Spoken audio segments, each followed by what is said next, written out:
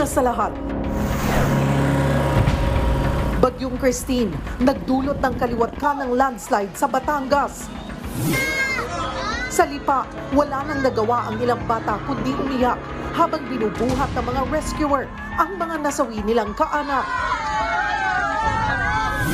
Sa Talisay, di bababa sa 14 ang nasawi. Kanya-kanyang hukay pa ang mga rescuer at mga residente sa paghahanap ng mga natabunan. Rumaragasang baha at putik naman ang naranasan sa bayan ng Agoncillo. 5 residente ang namatay doon. Ang buong report ukol dito, abangan sa Frontline Pilipinas. Live mula sa himpilan ng News 5. Simulan na ang balitaan dito sa Frontline Pilipinas. Magandang gabi Pilipinas, ika-25 araw ng Oktubre taong 2024. Kasamang buong pwersa ng News 5, narito ng mga pumo-frontline na balita.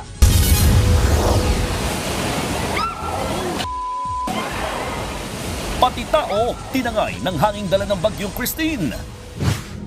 Mga commuter at malalaking sasakyan, stranded sa baha. Bagyong Christine nakalabas na ng bansa, pero isa pang bagyo, posible namang pumasok. 19 na nagnonotaryo kahit hindi otorisado, bistado sa Quezon City. 2 nagkunwaring ahente ng NBI para mangikil sa mga negosyanteng Chinese, timbog. News 5 Exclusive. Estudyanteng driver, muntikang maaksidente sa NLEX nang biglang tamaan ng bala sa ulo habang nagmamaneho. Mag-asawang panay ang pa-deliver ng pagkain, tinakasa ng 280,000 pesos nilang bayarin, arestado.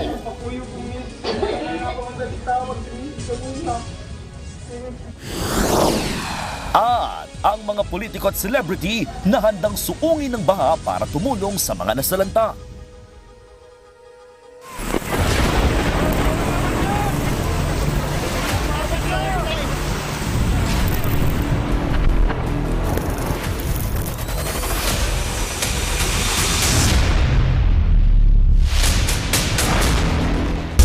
Napaliligiran ng baha ang ambulansyang sakay ang 7 pasyente sa Cavite. Nasa state of calamity ngayon ang probinsya kung saan umapaw pa ang mga ilog na lalong nagpabaha.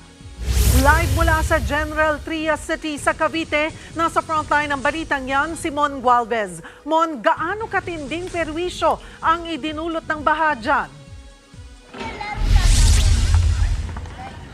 Cheryl, lampas tao o mahigit 6 na talampakan taas ng baha ang namerwisyo sa mga lugar dito sa Cavite dulot nga ng Bagyong Christine. Mga nasirang riprap o river wall naman ang naging problema dito sa General Trias City at sa Noveleta sa Cavite na nagdulot ng pagbaha. Parang waterfalls ang bagsak ng tubig sa ilang-ilang river sa Noveleta, Cavite kahapon. Umapaw yan sa kasagsagan ng hagupit ng Bagyong Christine. Kaya ang baha sa mga kalapit na lugar, halos lampas tao na. Pagka malakas po ang ulan sa upland area like Silang, Amadeo, hanggang Tagaytay, no, yung matataas na bahagi ng Cavite, ay dyan po bumabagsak ang tubig sa ilang-ilang river bago siya lumabas ng Manila Bay. Hanggang kanina, mataas pa rin ang tubig. Kaya ang ambulansyang ito, stranded sa EBSA Diversion Road sa Kawit. May sakay pa naman itong 7 pasyenteng sinundo mula sa mga ospital. Natrap na po kami. Hindi ko na po isinugod kasi nga malalim na masyado. Hanggang bewang na raw. Gutom na, kahapon pa ho kami, walang kain. Isa ang nasawi sa Noveleta matapos daw makuryente sa kasagsagan ng pagbaha. Sa drone video, makikitang kapantay na ng ilog at mga creek ang maraming kalsada sa bayan. Sa General Trias City naman, bumigay ang river wall na ito sa tindi ng ragasan ng tubig. Aabot sa mahigit 100 metro nitong riprap ang nasira at nagkanda durug-durug.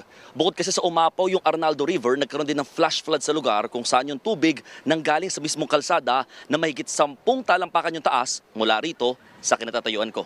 Hindi rin nakaligtas at halos ma-wash out pa ang mahigit 10 bahay na yan dahil din sa flash flood. 2 taon na po kami ginanto 2 beses.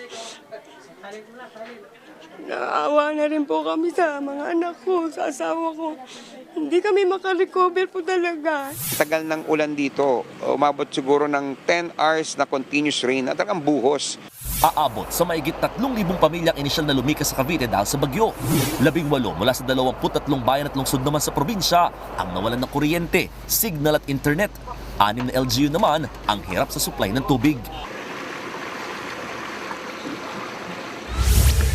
Cheryl, kahit unti-unti nang humuhupa naman ng baha kahit papano dito sa maraming lugar sa Cavite, meron pa rin ilang pamilyang nananatili sa evacuation centers na nanawagan pa rin sila ng tulong. Hindi lamang ng pagkain, kundi pati na rin ng mga construction materials o di kaya cash assistance para makapagpagawa daw muli ng kanilang mga nasirang bahay. Cheryl. Maraming salamat, Mon Gualvez.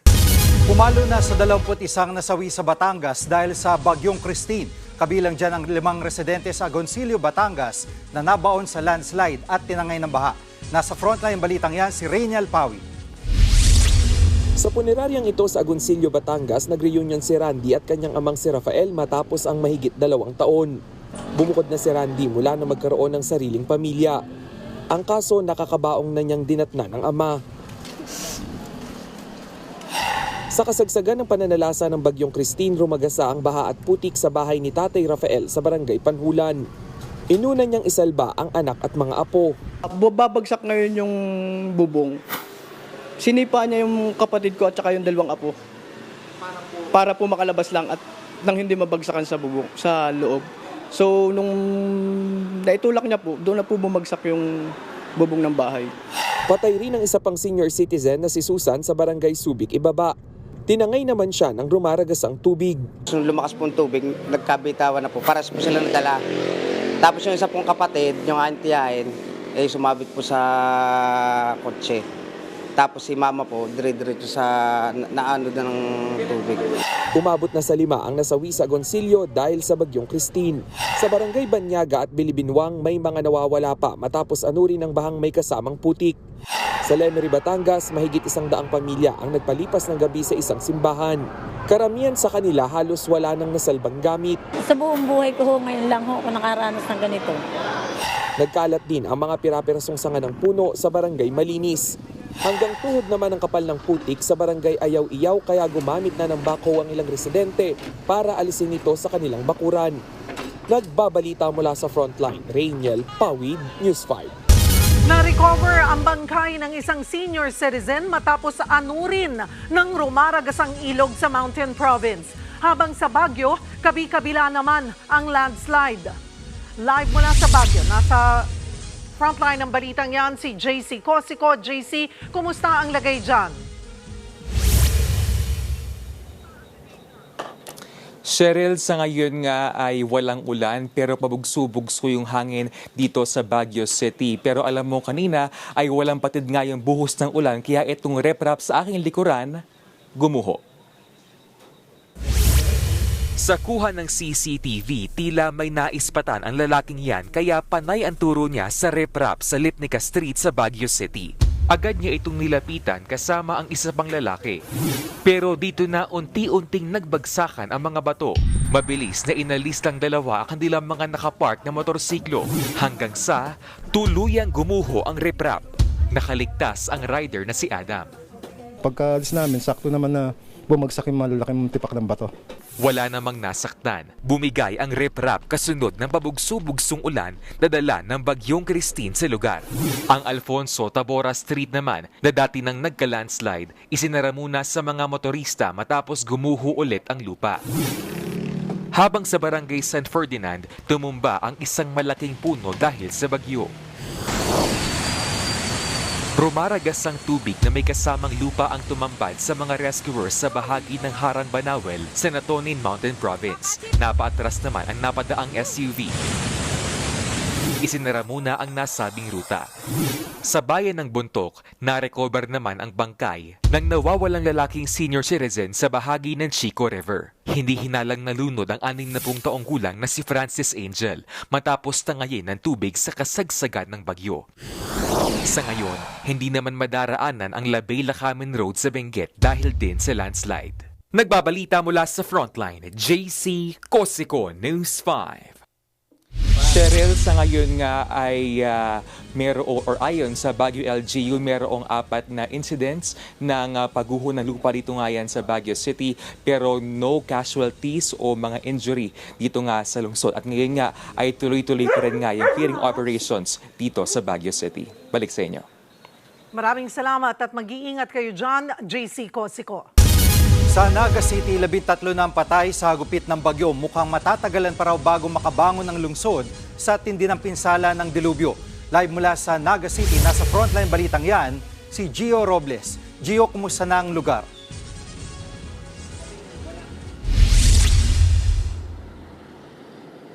Jiggy, halos 800 barangay sa Kabikulan ang lubog pa rin sa baha ayon sa Office of Civil Defense Bicol. Nangangamba tuloy ang maraming uragon lalo na dito sa Naga na tama ka sa sinabi mo, Jiggy, na baka kasi matagalan pa bago sila makabangon sa dilubyo. Halos walang naisalbang gamit si Nanay Marites nang anuri ng lampas tao na baha ang kanilang bahay sa Barangay Concepcion Pequeña. Sa Naga City Hall muna sila namamalagi kasama ang ilan pang nasa lantari ng bagyo. Kabilang din dyan si Joel na aminadong na-trauma sa biglang pagtaas ng baha noong Martes ng gabi. Dahil baha pa rin ang maraming lugar dito, posibleng matagalan pa raw bago sila makabangon. Buwan siguro. Ay, matatagalan po. Yun po ang totoo. Ayon kay Naga Mayor Nelson Legacion, posibleng abutin pa ng 1 buwan bago tuluyang humupa ang baha sa lungsod. 7 barangay pa raw ang lubog pa rin sa tubig. Dahil po sa extent ng damages na naranasan po ng bawat isa, ito siguro yung medyo matatagalan ng konti. Hindi naman daw titigil ang LGU, katuwang ang mga ahensya ng gobyerno sa pag-rescue. May ilang residente namang nakauwi na para maglinis mula ng bahain ng kanilang mga bahay. Pero reklamo nila, wala pa raw silang natatanggap na tulong. Magkahingi naman sana kunting tulong dahil ang kapitan dito hindi pa papakita. Ayon sa Naga LGU, 13 na ang nasawi sa lungsod sa hagupit ng Bagyong Christine. Kinumpirma naman sa News 5 ni Bicol Police Chief Brigadier General Andre Dizon ang pagkasawi ng ilang bata sa Naga matapos malunod. Nasa 6 at 8 taong gulang daw ang mga biktima. Tumanggi nang magbigay ng detalye si Dizon bilang respeto raw sa hiling ng pamilya ng mga bata.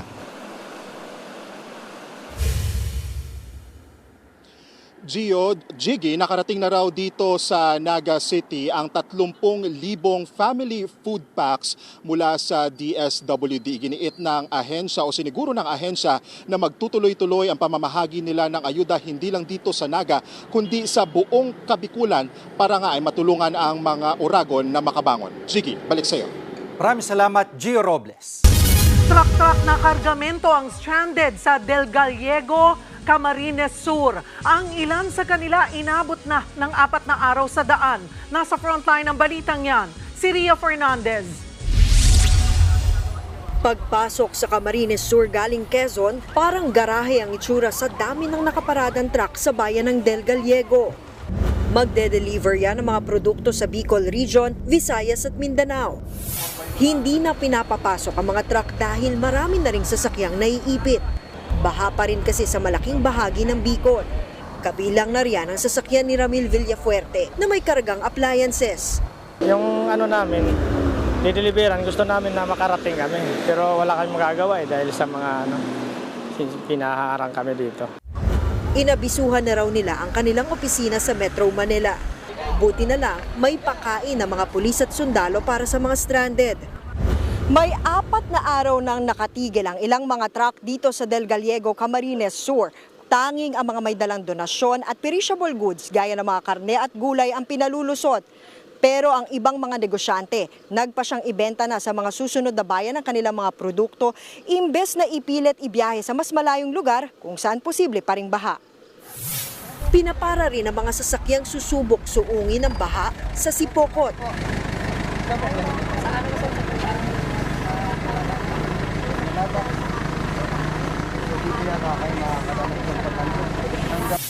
Dahil maraming stranded, maraming nagbubuk ng room accommodation. Loaded po yung mga room dahil galing silang Maynila papuntang somewhere in Naga or Legazpi. Nagbabalita mula sa Frontline, Ria Fernandez, News 5. Malakas na ulan at hangin ang nanalasa sa ilang bahagi ng Metro Manila kagabi. 2 babae pa nga ang tila nilampaso ng malakas na hangin.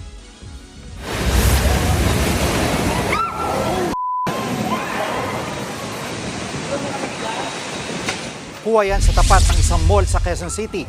Makikitang hindi makalapit ang mga nakasilong na tao dahil sa lakas ng hangin. Pero may mga guard naman daw na tumulong sa 2 babae.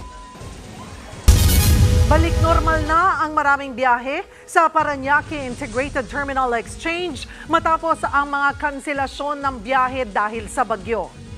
Live mula sa PTEX, nasa frontline ng balitang yan, si Gerard de la Peña. Gerard, marami na bang pasahero dyan?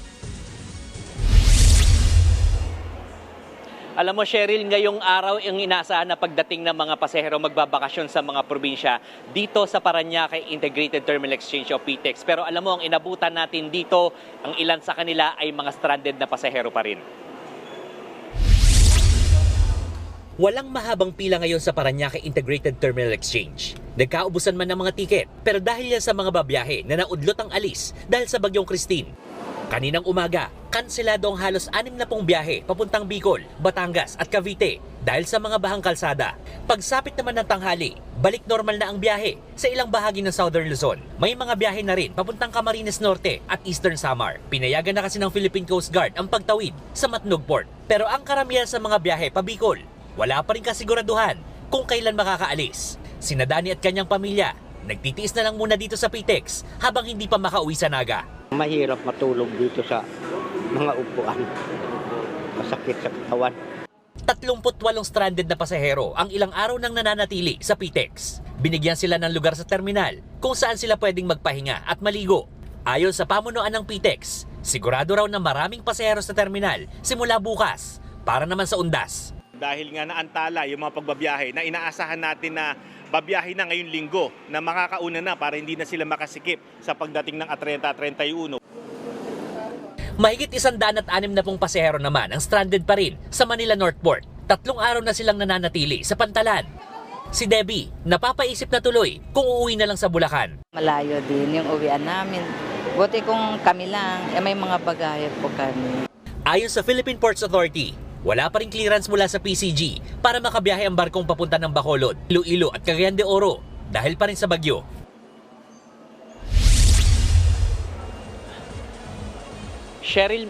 Cheryl, marami pa rin kanseladong biyahe at sa ngayon ang nadagdag pa lang na biyahe yung mga papuntang Masbate. At ngayon kakaanunsyo lang, as of 5 p.m. ay maaari nang makatawid yung mga bapor na magmumula sa Batangas Port papunta sa San Jose, Mindoro. Sa ngayon, kung makikita nyo sa aking likuran, hindi pa ganong karami yung mga pasahero dito sa PTEX at magsisimula yan dumami bukas.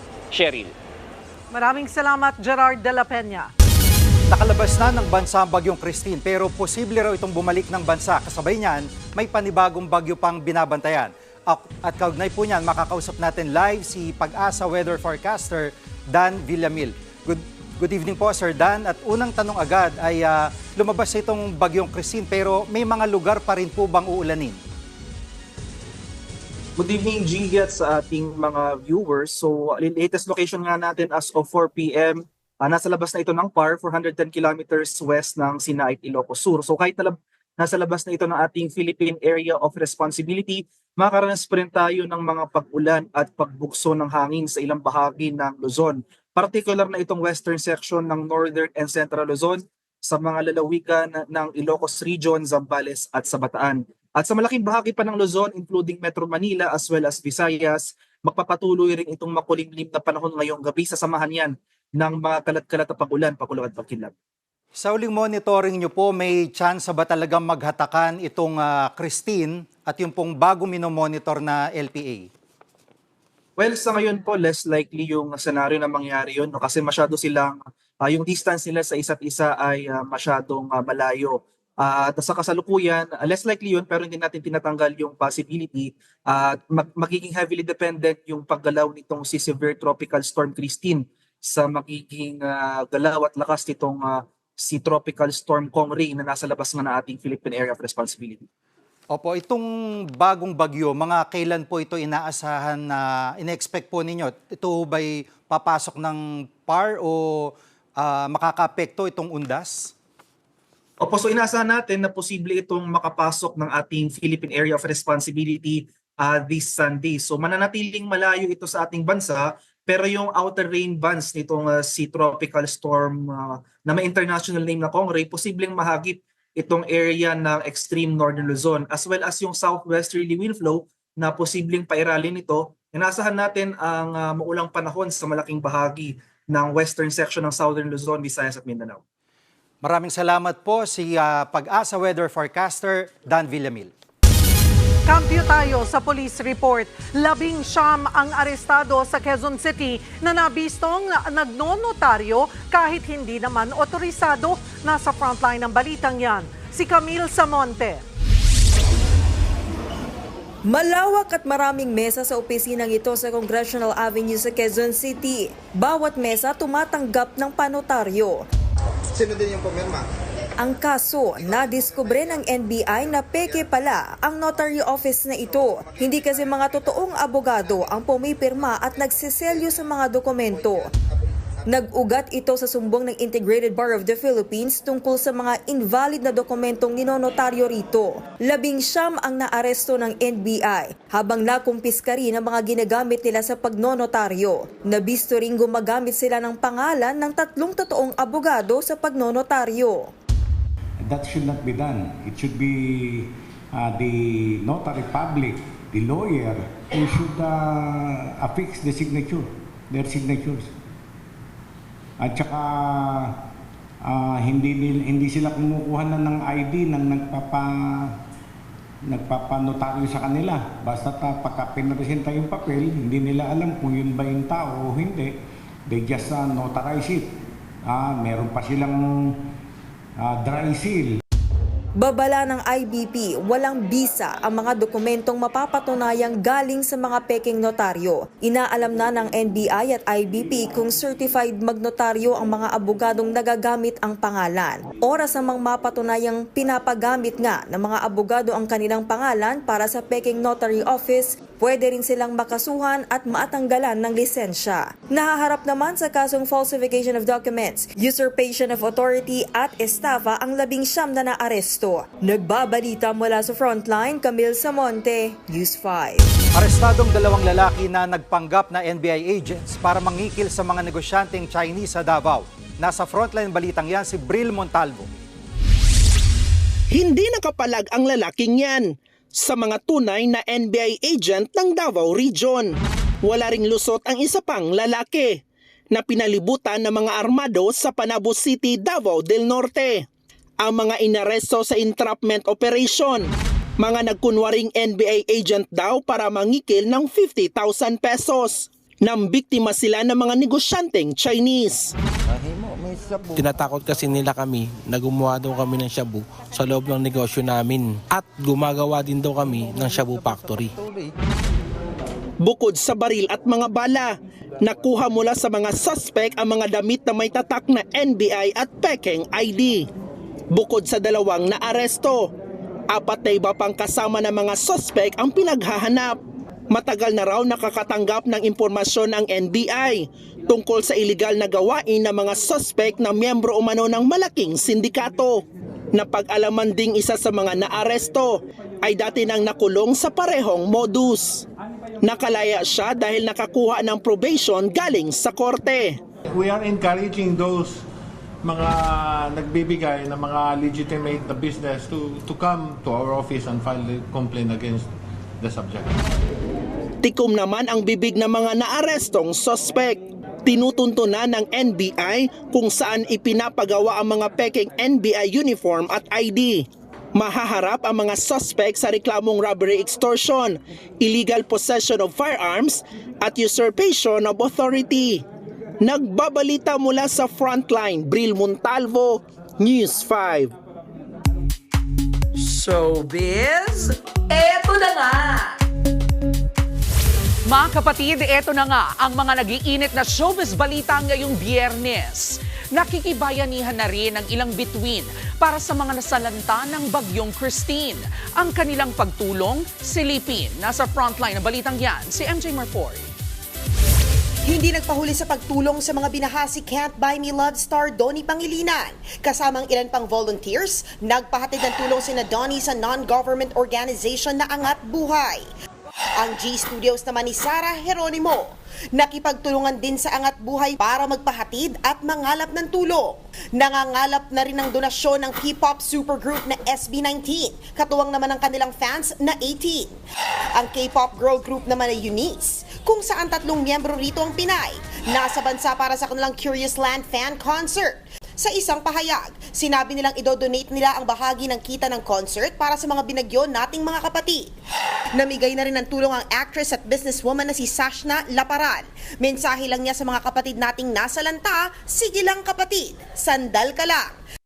Sa isang panayam naman, sinabi ni Batang Quiapo star Barbie Imperial na kabilang sa mga binaha sa Bicol ay ang ilan niyang kaanak. Kaya naman labis din ang pag-aalala niya sa nangyari. Sa isa niya namang FB post, sinabi niyang nakalikom na siya na mahigit 81,000 pesos para makapamili ng ilang relief packs para sa mga binaha. Nagbabalita mula sa Frontline, MJ Marfori, News 5. Eto pa nga, hindi ka na mauhuli sa Quizmisan kasama ang ating OG Chessmaster na si OG Diaz. Napapanood ang pinakabagong kapatid game show ni OG na Quizmosa tuwing 2:30 ng hapon after Eat Bulaga. Pero in case ma-miss mo yan, pwede nang mag-catch up dahil mapapanood na rin ang Quizmosa tuwing 11:30 ng gabi mula Lunes hanggang Sabado. Magsisimula na ang late night slot ng show bukas, October 26. Tampok po dyan ang ating sports tito na si Mikey Reyes, kasama pa sina Alex Calieja, Eric Nicolas at Jabo All-Star. Susunod, 3, kabilang ang isang sanggol patay sa baha at landslide sa Batangas. At News 5 exclusive, estudyante tinamaan ng ligaw na bala habang nagmamaneho sa NLEX. Abangan ang lahat ng yan sa pagbabalik ng Frontline Pilipinas.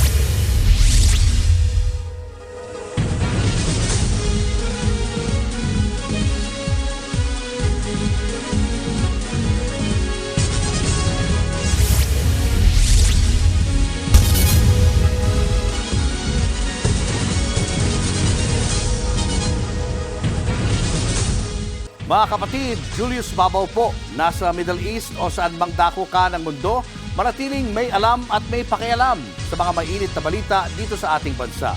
Simulan po natin ang bawat araw sa tuloy-tuloy na balitaan sa Frontline. Mag-follow at mag-subscribe sa social media pages ng News 5.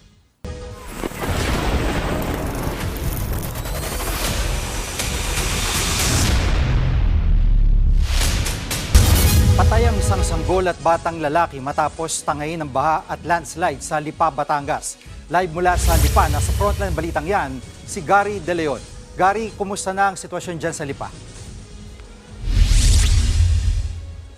Jiggy, 3 nga yung nasawi magkatapos magkaroon ng flash flood at landslide sa Barangay Halang dito sa Lipa City sa Batangas. Ito rin yung unang pagkakataon na nagkaroon ng matinding pagbaha at pagragasan ng lupa sa kanilang lugar. Isinisisi nga ito sa mga pagpuputol ng lupa sa kanilang barangay. Nag-iyak ang mga kaanak ng babaeng yan. Natagpuan siyang patay sa gilid ng Taal Lake sa Sitio Tagpakin sa Barangay Halang sa Lipa City. Natabunan ng lupa at debris ng mga bahay ang biktima nang makita ng mga rescuer. Tinangay raw ng agos ng tubig ang 20 anyos na babae sa gitna ng pananalasa ng Bagyong Christine. Kwento ng mga kaanak niya, nasa evacuation center na raw ang biktima pero bumalik siya sa bahay para hanapin ang 2 pamangkin. Salamat na napakita ang aming mga nawawala. Kalaunan, nakita na rin ang 2 pamangkin na nasawing babae. Bukod sa kanya, una natagpuan ang bangkay ng 9 na buwang babaeng sanggol na palutang-lutang sa Taal Lake. Tinangay siya ng landslide. Sunod namang nakita sa gilid na tabu ng bahay ang 19 na taong gulang na lalaki.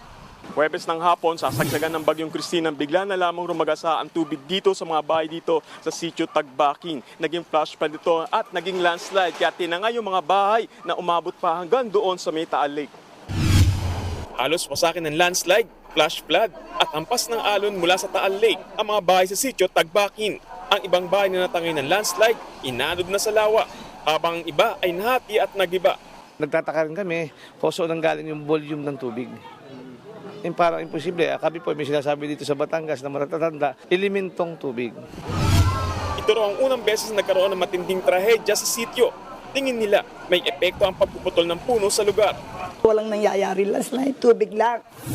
Samantala, pinayagan na ng lokal na pamahalaan ng Lipa na makauwi sa kanilang mga bahay ang mga pakwit.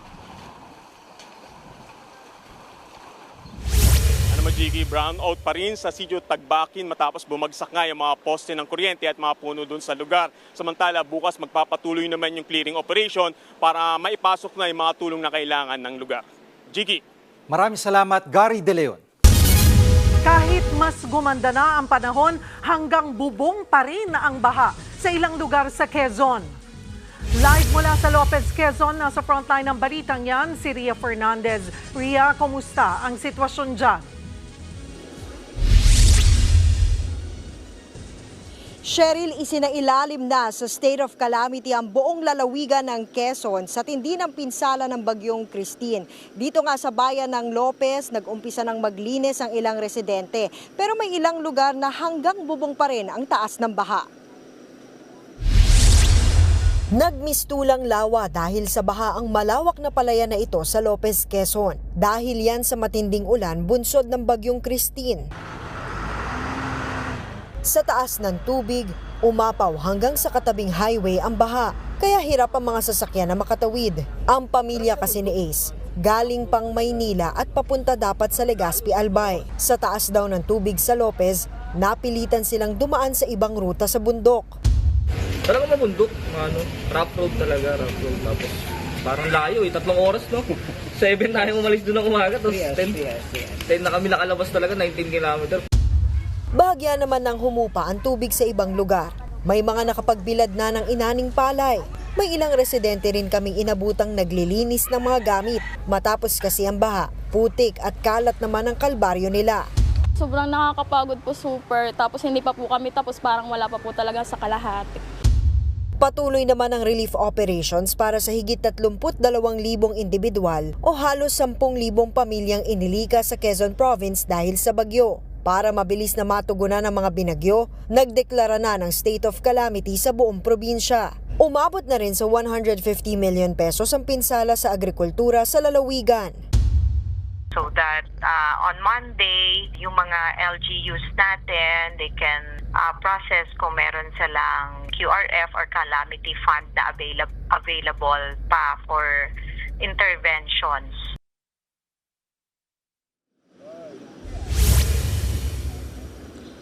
Cheryl, patuloy ang pagkalap ng datos mula sa ground ng Quezon Provincial Government. Ayon kay Governor Helen Tan, nasa 2 ang kumpirmadong nasawi sa lalawigan dahil sa kalamidad.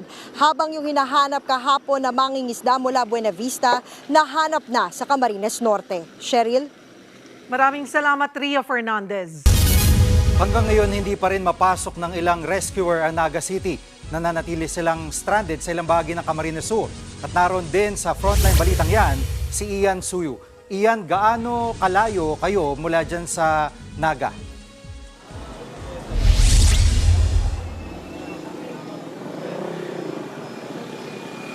Jiggy, 16 kilometers ang layo mula dito sa pinupwestohan namin sa San Fernando, patungo yan sa Naga City.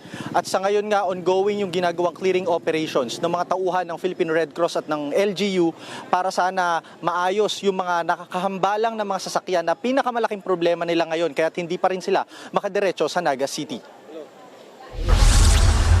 Alas 9 ng umaga nagsimula ang Philippine Red Cross para sa rescue operations sa mga stranded na residente dulot ng bagyong Christine.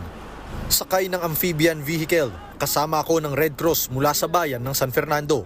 Sinusuyod namin ang mga lugar na labis na naapektuhan ng baha.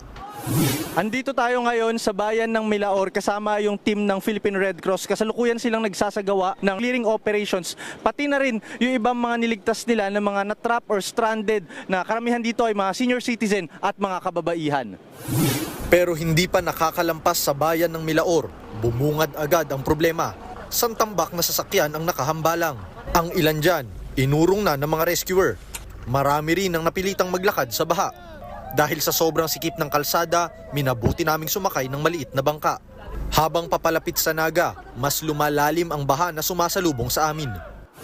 Andito tayo ngayon sa bayan ng Milaor. Katabi na nito yung bayan ng Naga. Ilang metro na lamang ang layo niyan. Pero kung mapapansin ninyo, napakataas pa rin ng tubig na umaabot hanggang sa dibdib. Kaya karamihan, kung hindi naglalakad, ang ginagawa ay sumasakay at nagrerenta sa mga bangka. Ang senior citizen na si Lea Durante, ramdam ang hirap lalo't walang dumarating na tulong. First time na hanggang na po sa pinaka ng stair ng barangay hall. Pangangailangan po yung food, water, ganyan po yung mga damit. Hirap ding makabangon si Edith Pado. Nilubog ng baha ang kanyang bahay at kabuhayan. Bigla lang, umulan kasi, nalubog si puhunan.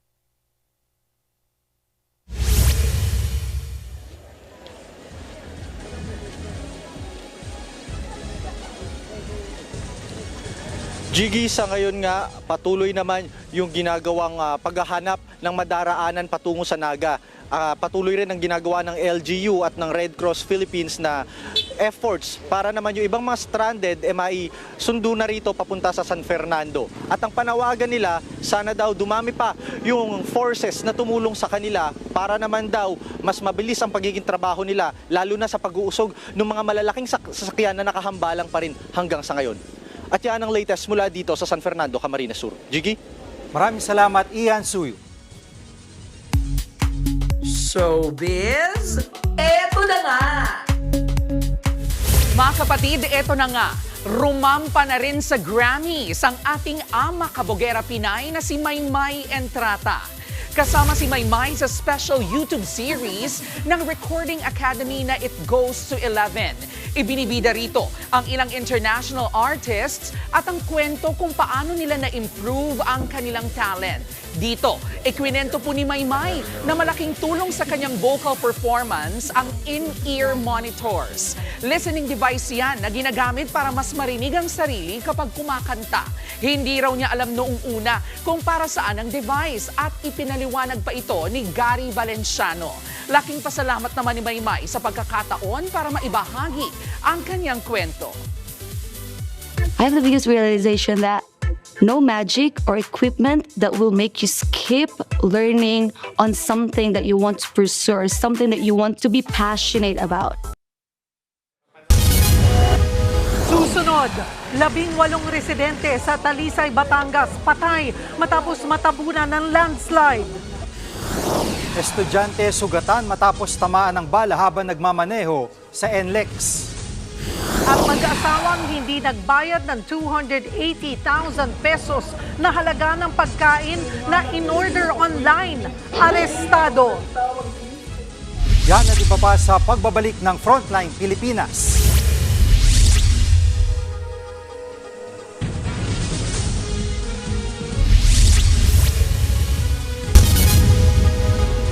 Mga kapatid, Julius Babaw po. Nasa Middle East o sa amang dako ka ng mundo, manatiling may alam at may pakialam sa mga may init na balita dito sa ating bansa. Simulan po natin ang bawat araw sa tuloy-tuloy na balitaan sa Frontline. Mag-follow at mag-subscribe sa social media pages ng News 5.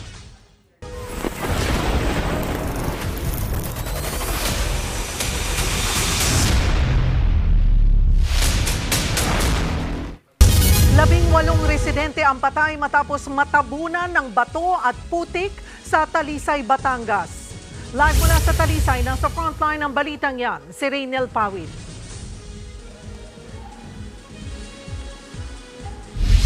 Cheryl, nandito nga ako ngayon sa may Barangay Sampaloc dito sa may Talisay, Batangas. Ito yung bukana papunta doon sa ground zero ng landslide area. Sa ngayon tuloy-tuloy yung search, rescue at retrieval operations dahil may dalawa pa ring bata ang hinahanap hanggang sa ngayon.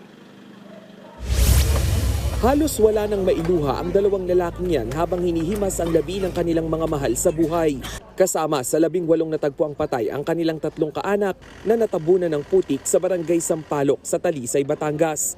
Dahil sa lakas ng ulan na dala ng bagyong Christine, rumagasa ang mga bato at putik mula sa gilid ng bundok. Si Rose nanlulumo pa rin dahil sa harap mismo ng kanilang bahay nakita ang 12 taong gulang na anak ng kanyang kaibigan. Nahukay rin sa lugar ang isa pa niyang kaibigan at itinuturing na kuya na si Sidro. Maliit lang naman po kung kaming purok. So nagkakasalubungan po kami every day. Nakikita po namin.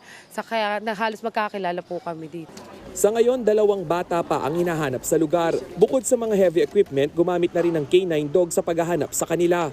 Sa palibot ng landslide area, balot na ng putik at naglalakihang bato ang mga bahay. Nagsalasalabat din ang mga sasakyan sa kalsada na binalot ng putik.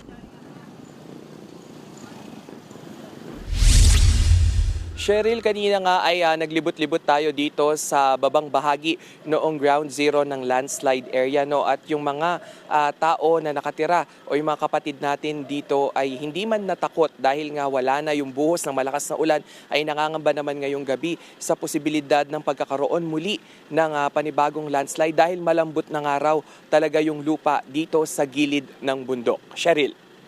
Maraming salamat, Rainiel Pawid.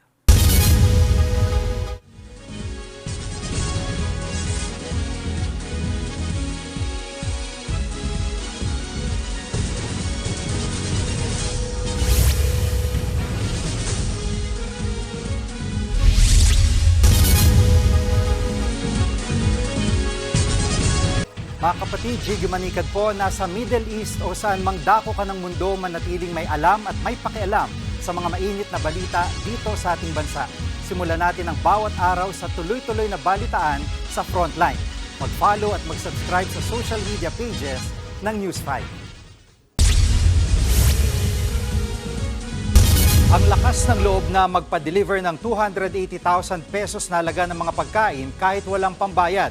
Ngayon, pagbabayaran niya ng mag-asawa sa kulungan. Nasa Frontline balitang yan si John Aroa.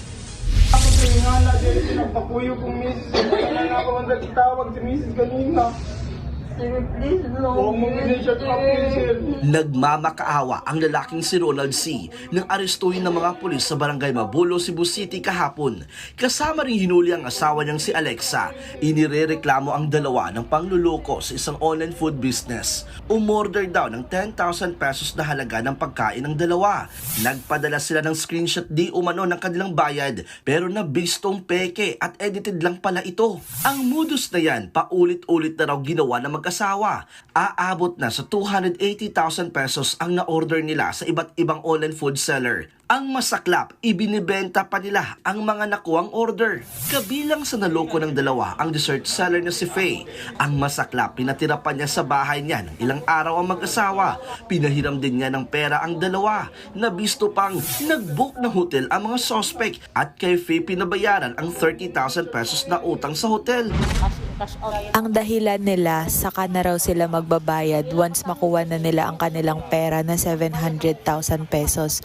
Okay lang din na maibalik sa amin yung pera, pero ang sa amin, ang hustisya lang talaga. Tumangging magbigay ng pahayag ang mga suspect. Dati na silang nahuli sa parehong modus. Kaya nananawagan ang mga pulis sa iba pang mga biktima na magsampa ng reklamo. Patong-patong na kasong estafa ang kakaharapin ng mga suspect. Nagbabalita mula sa Frontline, John Aroa, News 5.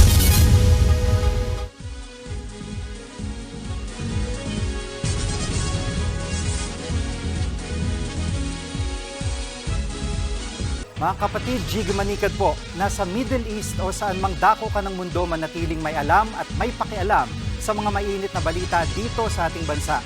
Simulan natin ang bawat araw sa tuloy-tuloy na balitaan sa Frontline. Mag-follow at mag-subscribe sa social media pages ng News 5.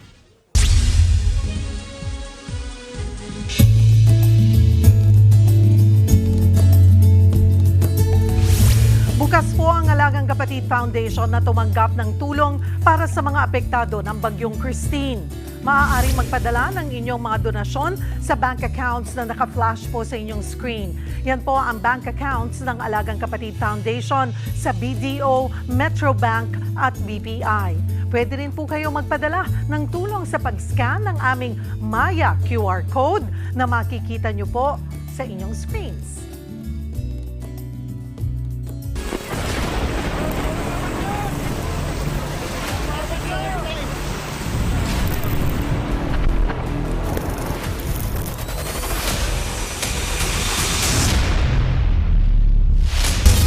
Nakalabas Nakalabas na ng bansa ang bagyong Christine pero problema pa rin ang hindi pa humuupang baha sa ilang lugar.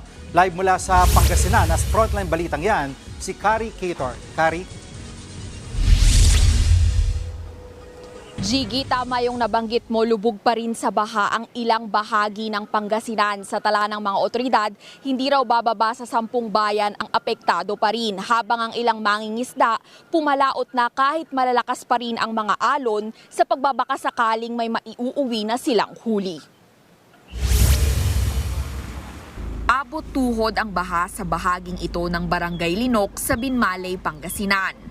Pinasok ng tubig ang ilang bahay kabilang ang pamilya ni Pasita. Napilitan na siyang magsuot ng bota dahil namamanhid na raw ang kanyang paa sa pagkakababad sa tubig. Mabuti na lang daw at hindi inabot ng baha ang kanilang kama. Wala rin silang kuryente. Dasal na ako ng dasal na sana hindi na darating yung bagyo kaya kasi yung mga anak ko wala silang trabaho.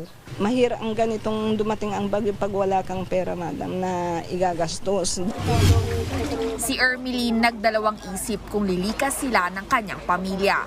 Kahit kasi napataasan na ang kanilang bahay, hindi pa rin daw maalis ang takot niya. Siyempre matatakot kami, ma'am.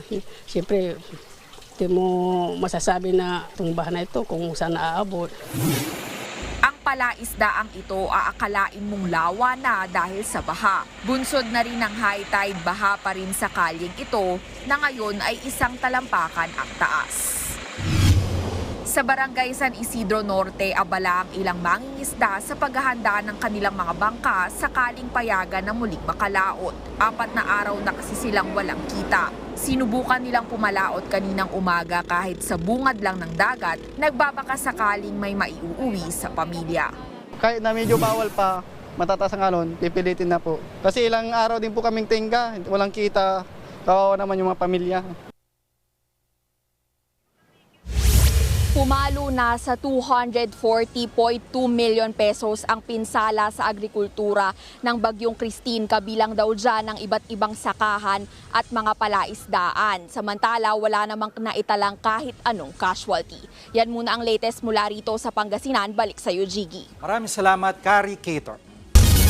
Malawakang baha ang iniwan ng pag-apaw ng Cagayan River sa kasagsagan ng Bagyong Christine. Kaya ang mga residente nagtitiis sa pabangka makatawid lang sa kabilang barangay. Nasa frontline ng balitang yan, si Elaine Fulgencio. Pasakit sa mga residente ang dumaan ngayon sa Duruk Bridge sa Kawayan City, Isabela. Gabewang kasi ang taas ng tubig matapos umapaw ng Cagayan River. Kaya ang mga residente, bangka ang naging sagot para makatawid ng tulay. Isa si Tatay Jose sa binahang residente. Nagboluntaryo siyang maging bangkero para makatulong sa mga kababayang sinalantari ng Bagyong Christine.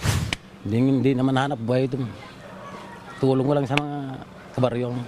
Sa datos ng Kawayan City LGU, 22 barangay ang binaha. Mahigit 5,000 residente naman ang inilikas. Kung kahapon, malawakang baha ang sitwasyon sa mga taga-Purok 7 District 3. Hinaharap naman nila ngayon ang mga iniwang putik ng bagyo. Ang kailangan namin sana shelter po, parikrap namin sana kahit para hindi naman kami maapektuhan sa... Tiniyak naman ng LGU na pagtutuunan ng kanilang flood control project ang mga malapit sa Cagayan River.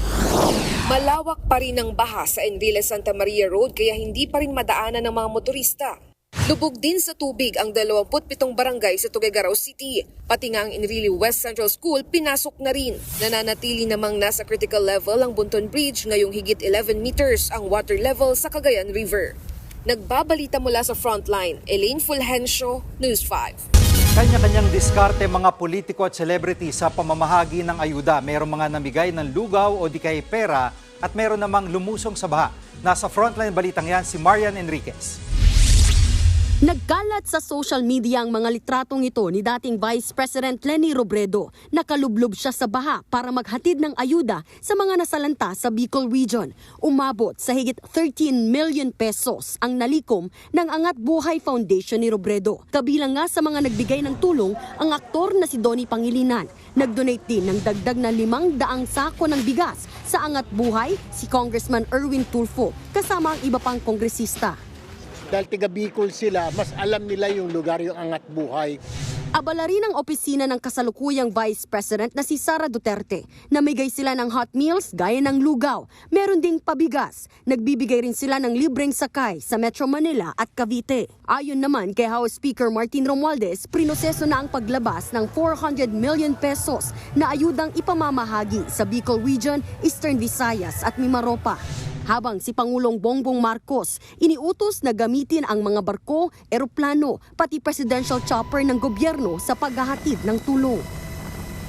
Sa videong ito na viral online, makikita rin si Camarines Sur Congressman El Rey Villafuerte na namimigay daw ng pera habang nakasakay sa rubber boat. Ang anak niyang si Congressman Migs Villafuerte na mahagi rin ng paunang relief goods sa mga bakwit. Meron pa yang kasamang 20,000 pesos cash. Bakit cash?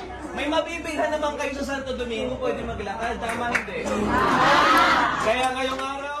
Nagbabalita mula sa Frontline, Marian Enriquez, News 5. Nagkakaubusan na ng pagkain at petrolyo sa ilang bahagi ng Bicol Region matapos ang pananalasa ng Bagyong Christine. Ang problema, hirap makarating ang ayuda dahil sa baha. Nasa frontline ng balitang yan, si Maricel Halili. Kasunod ng pananalasa ng Bagyong Christine, kinakapos na sa petrolyo, pagkain at inuming tubig ang ilang lugar sa Bicol Region. Kaya sa situation briefing kanina, kasama ang ilang gabinete, pinamamadali na ni Pangulong Bongbong Marcos ang paghahatid ng ayuda sa mga Bicolano. We just have to keep monitoring the situation and make sure always the rescue and relief are that cannot stop. It doesn't matter if there's another storm coming, we cannot stop. That cannot stop. Ang problema, hindi naman talaga ang ayuda, kundi ang kalsada na lubog sa baha na hindi madaanan ng mga sasakyan na may bitbit ng tulong. Kaya si Defense Secretary Gilbert Chodoro naghahanap na raw ng paraan para makalusot ang mga i-deliver na ayuda. Just instructed OCD to find a road route in the Bondoc Peninsula and then LCTs from Bondoc Peninsula to Camarines Sur where we can ferry actually fuel vehicles, fuel tankers, etc. Sa ngayon, 5 probinsya at 19 na bayan na ang nagdeklara ng state of calamity. Lahat sila isa sa ilalim sa price freeze sa loob ng 60 araw. Kaya babantayan daw ng gobyerno ang mga negosyanteng mananamantala sa presyo. We are also aggressively checking na lahat ng mga presyo ay tamang presyo para sa mga consumers natin, especially those na nasalanta badly by the bagyo. Naglaan din ng 2 bilyong pisong pondo ang DTI bilang pautang sa mga negosyanteng sinalanta ng bagyo. Nagbabalita mula sa Frontline, Maricel Halili, News 5. Sugat sa ulo ang inabot ng isang estudyante matapos tamaan ng bala habang nagmamaneho sa NLEX sa Bulacan. Nasa Frontline balitang yan si Faith Del Mundo, exclusive. Duguan at nagkabukol ang ulo ng 21 anyos na estudyanteng ito. Tinamaan siya ng hinihinalang bala. Nangyari yan nung linggo habang nagmamaneho siya sa NLEX sa bahagi ng Marilao, Bulacan. Kwento ng pamilya ng biktima, pabalik na sila noon sa Metro Manila galing Santa Maria, Bulacan. Bigla na lang kasi nilang narinig na mayroong parang pumutok. So akala nila yung gulong, tas gumewang-gewang na sila. Yung pala, nawala na ng kontrol yung kapatid ko kasi gumana na sa niya, tas may dugo na. Hinawakan niya na lang yung ulo niya daw, tas puro dugo na. So, ayun, inagaw na lang ng papa ko yung manibela para maitabi sandali. And then, buti na i-break pa ng kapatid ko. Dinala sa ospital ang biktima, tinahi ang kanyang ulo, mabuti na lang, hindi tumagos sa bungo ang bala. Matinding trauma raw ang inabot ng biktima at kanyang pamilya sa nangyari. Kahit hindi ka sabi natin hindi ka nakapatay, what if meron kang napatay? Marami pong way para magpakasaya.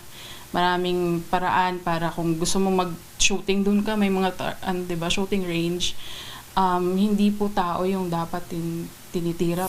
Sinusuri na ng mga pulis ang nakuha sa ulo ng biktima para masigurong bala nga ang tumama. Hindi pa namin masabi kung firearms, galing ba yun sa firearms or sa or air gun, ganon. Kaya nung ma-extract yung bala para ipa-ballistic yung metal slugs or hard sharp objects. Iniimbestiga na ng mga pulis ang insidente dahil meron pa raw ibang nagrereklamo. Nakikipagtulungan na ang pamunuan ng NLEX sa mga pulis para sa investigasyon. Nagbabalita mula sa Frontline, Faith Del Mundo, News 5.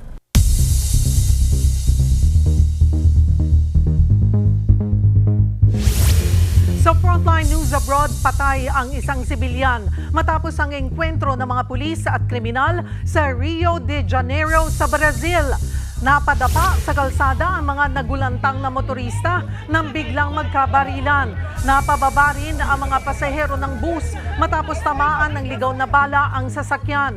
Base sa report, nagpaputok ng baril ang mga kriminal nang sugurin ng mga pulis ang kanilang kuta na malapit sa highway. 5 sibilyan pa ang nasugatan. Hindi na idinitalye ang nasabing operasyon pero itinigil daw ito kinalaunan.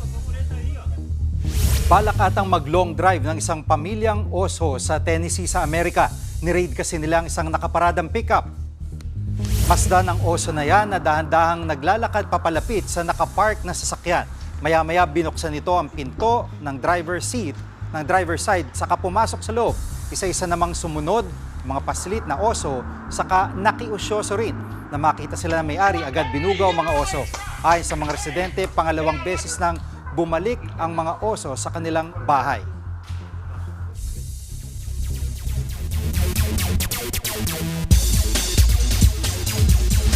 What's up mga kapatid? Ni-reveal ni Abay Junmar Fajardo ang rason kung bakit siya biglang bumisita ng Germany noong July.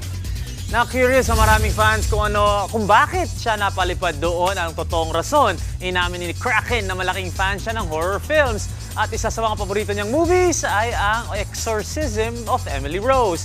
Kaya naman binisita ng 9-time PBA MVP ang grave ni Annalise Michelle, ang real-life inspiration ng nasabing pelikula. Napanood at nabasa daw niya ang naging pagluluksa ni Michelle, kaya naman bumisita siya, hindi lang para magpa-picture pero magbigay respeto sa pinagdaanan ng pumanaw. Nakarelate daw si Abay sa hardships at battles na pinagdaanan ni Michelle, kaya naman nasa bucket list daw niya ang makabisita doon. Sa volleyball, mangyayari na ang pinakainaabangan na pagbabalik ni Rachel Ann Daki sa PVL pagkatapos pumirma para sa Farm Fresh Foxy sa parating na PVL All-Filipino Conference.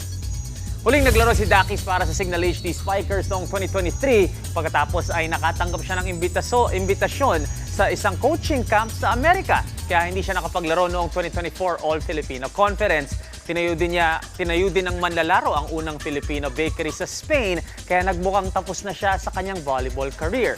Pero sa kinagulat ng lahat, andito na uli siya sa Manila at ready na to go para sa parating na season. Mga kapatid, inimbestigahan ng NBA ang hindi paglaro ni Joel Embiid sa unang 2 laro ng panibagong season para sa Philadelphia 76ers. Ayon sa mga reports, hindi pa daw 100% ang tuhod ni Embiid at pinapagaling pa. Isang linggo ang nakalipas noong sinabi ni Embiid na hindi na siya maglalaro sa back-to-back games. Ito ang naging dahilan ng liga para tingnan ang sitwasyon sa Philly, lalo na at hindi naglalaro ang kanilang superstars sa mga nationally televised games. Dito din pumapasok ang player participation policy ng NBA, kaya abangan natin sa mga susunod na linggo ang balita tungkol sa investigasyon. And finally mga kapatid, sa Japan, panalo si Pinoy import AJ Edu at ang Nagasaki Velka kontra kina Ray Parks at ang Osaka Evesa sa ongoing B-League season. Matinding depensa ang pinakita ng Nagasaki para makuha ang 81-79 win. At syempre, isa sa mga inaasahan sa kupunan pagdating sa depensa ay si Edu na nagtala ng career-high 6 blocks. Maganda din ang pinakita ng kanyang kapwa Pinoy import at nagpakawala si Ray Parks ng 21 points and 3 rebounds sa talo. Sunod na makakatapat ng Nagasaki Delta ang East Asia Super League champions Shiba Jets bukas. At yan ang mga pandi ng Sports News Today. It's your Sports Tito Mike Reyes. Peace and love.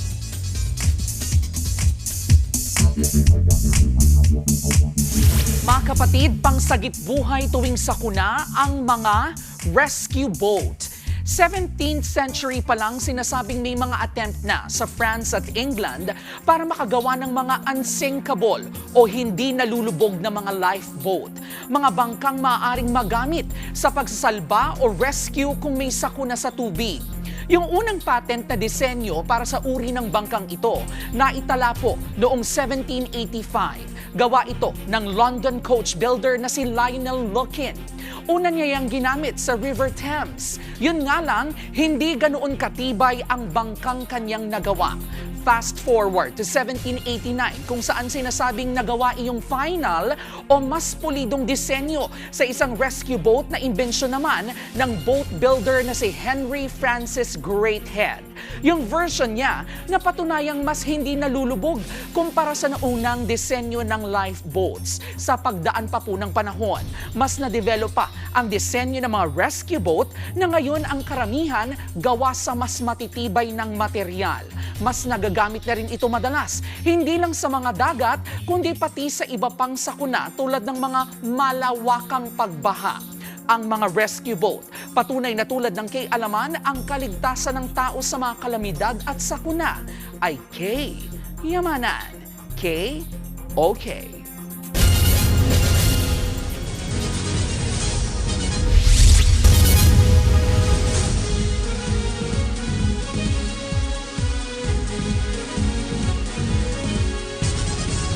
Mga kapatid, Cheryl Cosim po. Nasa Estados Unidos, Canada o saan mang dako ka ng mundo, manatiling may alam at may pakialam sa mga mainit na balita dito sa ating bansa. Simulan natin ang bawat araw sa tuloy-tuloy na balitaan sa Frontline. Mag-follow at mag-subscribe sa social media pages ng News 5.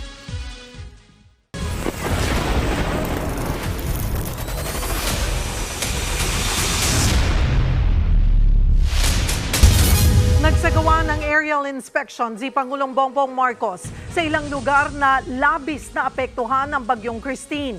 Kabilang sa inikot niya ang Metro Manila, Batangas at Cavite. Nasa frontline ng balitang yan, si Maricel Halili. Sakay ng presidential chopper, personal na ininspeksyon ni Pangulong Bongbong Marcos ang ilang binahang lugar sa Metro Manila, Batangas at Cavite. Kahit saan lumingon ng Pangulo, may baha. Kaya bago pa ang aerial inspection, inutos na ni PBBM na gamitin ang lahat ng asset ng gobyerno gaya ng barko at eroplano sa search and rescue at paghahatid ng ayuda. Pati presidential choppers, pinapagamit niya na. Nakiramay din ang Pangulo sa mga namatayan ng bagyo, gaya sa Bicol na binayo ng todo.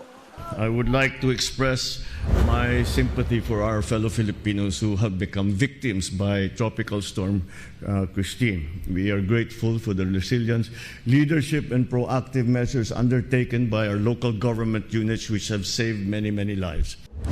Para paigtingin ang search and rescue efforts, pinakansela na rin muna ng Pangulo ang leave ng lahat ng uniformed personnel para hindi kulangin sa tao ang mga re-responde sa mga binaha. Inutusan niya rin ang Budget Department na bilisan ang pag-release ng pondo na gagamitin sa ayuda at rescue operations. Assuming we need more funding, Sir President, we can tap the unprogrammed appropriations. Inatasan din ni PBBM ang DSWD na mamahagi ng financial assistance para sa rehabilitasyon ng mga binagyo. Pati ang Department of Agriculture, pinagde-deploy din ang mga kadiwa stores sa mga apektadong lugar para makatulong sa supply ng murang pagkain. Nagbabalita mula sa Frontline, Maricel Halili, News 5. Good news naman sa mga miyembro ng SSS at GSIS, maaari po kayo makapag-apply ng emergency loan kung kayo kabilang sa mga lugar na nasa state of calamity. Sa mga GSIS members, maaari kayong mag-apply ng emergency loan basta't may matitirang 25% sa inyong mga pensyon. Kailangan ding updated ang inyong kontribusyon at hindi rin naka-leave sa inyong trabaho. Pwede rin makapag-apply ng salary at pension loans ang mga SSS member at pensioner. Meron na ring evacuation area para sa mga alagang hayop sa Quezon City. Meron pa silang libreng bakuna. Nasa frontline ng balitang yan, si Hannibal Talete. Walang pinipili ang bagyo. Padadapayan ito ang lahat ng madadaanan. Sa barangay Bagong Silangan sa Quezon City, hindi lang mga residente ang inilikas kundi pati mga hayop. Naabutan pa namin ang pagbisita ni Marites Dipas sa kanyang alagang pusa sa loob ng mga modular tent na itinayong evacuation center sa mga hayop. Kasama niyang lumikas kahapon ang kanyang 4 na fur babies dahil sa pananalasa ng Bagyong Christine. Kasi kawawa naman po sa bahay. Kasi dati, nung Ulysses, napatayan kami ng mga pusa eh. Hiwalay ang evacuation area ng mga hayop. Meron kaming designated place na inilalagay sila Kasi nga, siyempre concerned din tayo sa mga health ng mga evacuees. Sa ngayon, 17 aso at pusa ang nasa pet evacuation area. Nakaalalay ang City Veterinary Office para sa alagaan ang mga hayop. Binibigyan din sila ng mga libreng bakuna. Nagbabalita mula sa Frontline, Hannibal Talete, News 5. Dinampot ng mga otoridad ang isang estudyante nagpapakalat online ng bomb threat sa kanilang eskwelahan. Nasa Frontline balitang yan si John Aroa. Arestado ang 19 na taong gulang na estudyante sa Mandawi, Cebu. Nag-bomb threat daw siya sa kanilang paaralan. Sa pinagsanib na puwersa ng NBI Central Visayas at NBI Manila Anti-Cybercrime Division, natuntun ng mga investigador ang estudyante sa pamamagitan ng pag-track sa cellphone number ng Facebook account na ginamit sa pagbabanta. Nakasaad sa post na nakaplanta na ang bomba sa nasabing university campus. Sa loob ng 5 oras daw ito sasabog. May kalakip pang litrato ng bomba. Tumanggi naman magsalita ang suspect pero nagsisisi raw siya. Napag-utusan lang din daw siya. Ayon naman sa opisyal ng university, magsasagawa sila ng hiwalay na investigasyon. Wala rin naman daw masamang record sa kanilang paaralan ng suspect dahil tahimik lang daw siya. Babala ng NBI sa mga magpapakalat ng bomb threat. This will serve as a warning to those who do these kinds of criminal acts. Bomb joke is not something you take lightly. Nagbabalita mula sa Frontline, John Arua, News 5. Showbiz, eto na nga! Mga kapatid, eto na nga. Big Day Friday para sa ilang music superstar na naglabas ng kani-kanilang mga bagong awitin ngayong araw.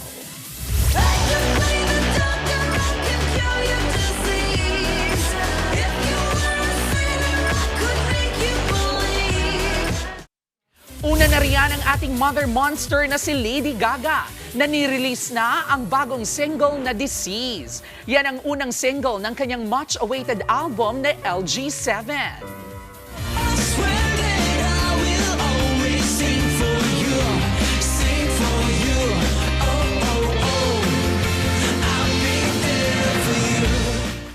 From pop star to full-on rock star naman ang peg ng comeback ni BTS member Jin sa kanyang single na I'll Be There.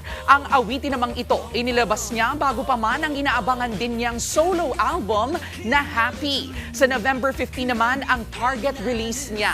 At ngayong araw, inilabas din ng dati nang naka-collab ng BTS na si Halsey ang kanyang bagong album na The Great Impersonator. Sa mga naunang panayam kay Halsey, nabanggit niyang multi-generational ang music genre ng kanyang bagong album. Mapapakinggan na ang The Great Impersonator sa mga music streaming platform. Eto pa nga, may bago pong aabangang kilig drama sa Kapatid Network tuwing Sabado. Yan po ang tambalan ni Carlo Aquino at Colleen Garcia sa Kung Hindi Lang Tayo Sumuko.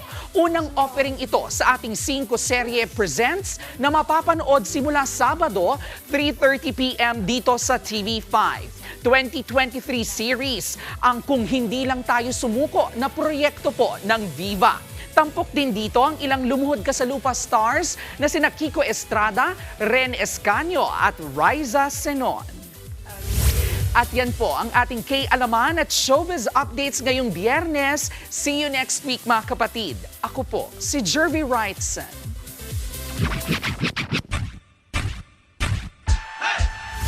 Thank God it's Friday. Kaya naman panibagong pasada na naman tayo sa mga pampagood vibes bago mag-weekend.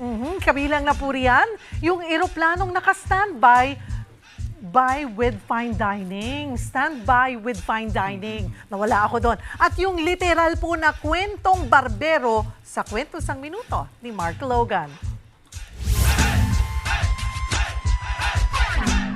Magbiro ka na sa lasing, wag lang sa bagong gupit.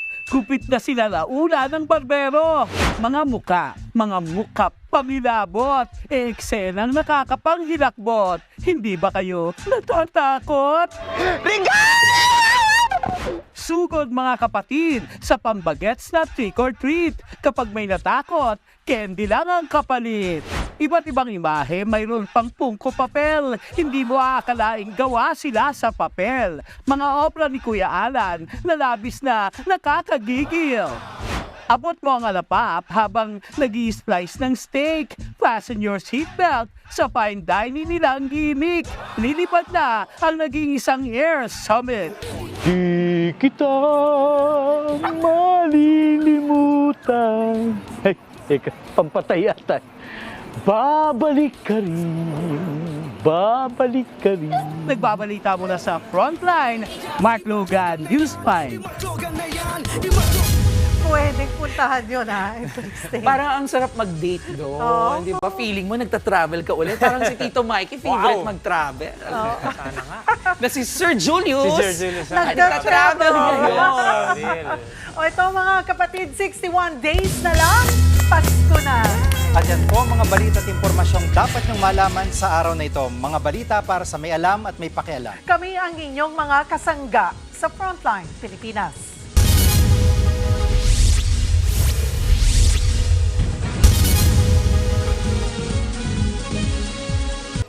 Mga kapatid, Cheryl Cosim po. Nasa Estados Unidos, Canada o saan man dako ka ng mundo, manatiling may alam at may pakialam sa mga maiinit na balita dito sa ating bansa. Simulan natin ang bawat araw sa tuloy-tuloy na balitaan sa Frontline. Mag-follow at mag-subscribe sa social media pages ng News 5.